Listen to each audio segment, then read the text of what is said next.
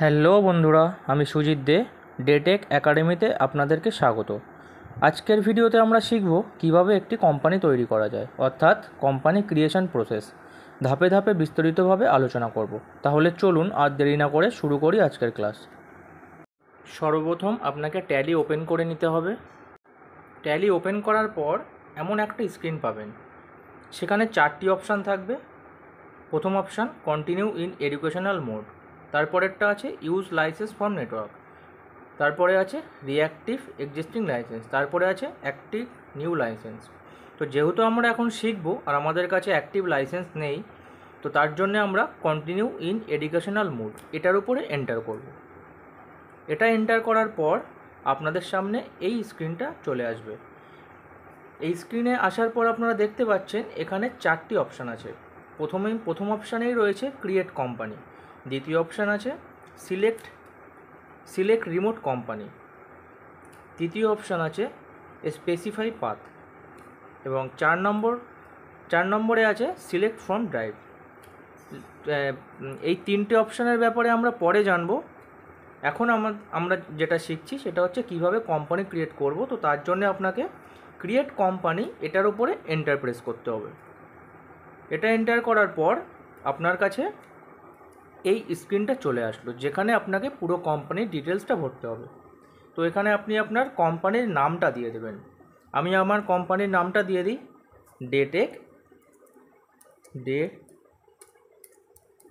ডেটেক academy. কোম্পানির নাম দিয়ে দিলাম।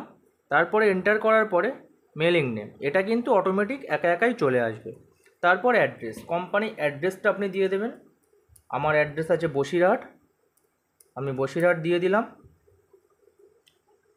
তারপরে আছে স্টেট, আমার স্টেট আছে ওয়েস্ট বেঙ্গল, আপনি আপনার যে স্টেট আছে সেটা দিয়ে দেবেন। কান্ট্রি ইন্ডিয়া আছে, ইন্ডিয়াই থাকবে।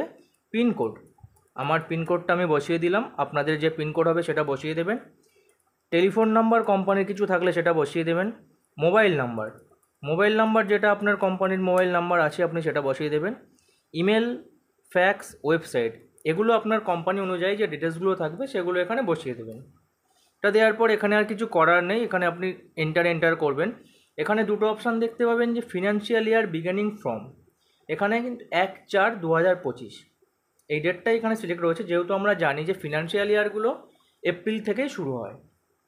তো আপনি কোন তারিখ থেকে আপনার ইয়ারটা চালু করতে চাইছেন বা শুরু করতে চাইছেন।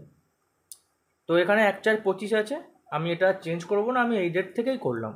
এখান থেকে আপনি এন্টার করার পর এটা দেখুন একটা অ্যাকসেপ্ট করতে বলছে। তো আপনি এখানে অ্যাকসেপ্টে ইয়েস করে নেবেন। অ্যাকসেপ্ট করার পর আপনাদের কাছে এই স্ক্রিনটা চলে আসবে। এখানে দেখুন অনেক অপশান রয়েছে। তো এখন কিন্তু আমাদের সব অপশান দরকার নেই, কারণ একই ভিডিওর মধ্যে সব কিছু বললে আপনারা বুঝতে পারবেন না।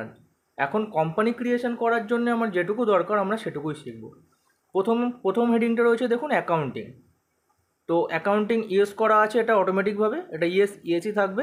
তার নিচে এসে দেখুন যে ইনভেন্টরি মিন্স যদি আপনার কোম্পানিতে শুধু সার্ভিস প্রোভাইড হয় তাহলে অ্যাকাউন্টিংটা ইয়েস রাখবেন আর ইনভেন্টরিটা নো করে দেবেন।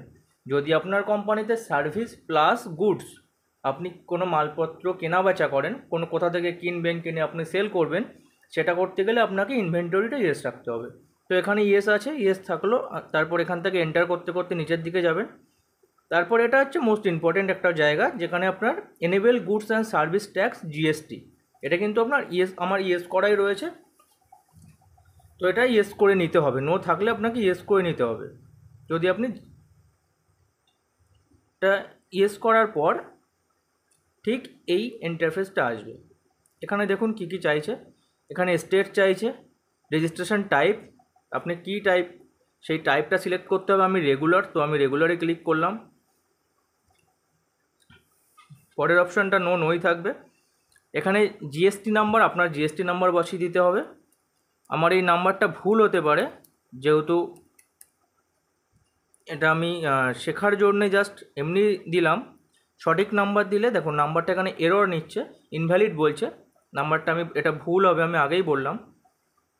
আপনারা সঠিক নাম্বারটা বসিয়ে দেবেন, তাহলে ওই এররটা দেখাবে না। GSTR1 এটা আপনি এটা মান্থলি করবেন, এগুলো দরকার নেই, এখান থেকে এন্টার করে চলে যাবেন। ইনভয়েসিং অ্যাপ্লিকেবল এটা এই মুহূর্তে দরকার নেই। ইওএ বিলটা কিন্তু আপনাকে ইয়েস রাখতে হবে। তারপরে এন্টার করলে দেখবেন অ্যাকসেপ্ট এই অপশানটা দিল, এখানে আপনি অ্যাকসেপ্টটাকে এন্টার করে দিলেন। এন্টার করে পুরোটা এন্টার করে পুরো নিচে চলে আসলেন, দিয়ে এন্টার। তাহলে কিন্তু এইবার দেখতে পাচ্ছেন আপনার কোম্পানি পুরো রেডি হয়ে গেল। যে আমার ডেটেক একাডেমি কোম্পানি নেম চলে এসছে, কারেন্ট ডেট চলে এসছে 1/4/25, কারেন্ট পিরিয়ড চলে এসে দেখে নিন 1/4/25 থেকে 31/3/26। তাহলে বন্ধুরা, আজকের ভিডিওতে আমরা দেখলাম কিভাবে স্টেপ বাই স্টেপ কোম্পানি তৈরি করা যায়। যদি ভিডিওটা ভালো লাগে তবে একটা লাইক করে দেবেন, আর অবশ্যই চ্যানেলটাকে সাবস্ক্রাইব করবেন। আমি সুজিত দে, দেখা হবে পরের ভিডিওতে। ততদিন পর্যন্ত সবাই ভালো থাকবেন, সুস্থ থাকবেন।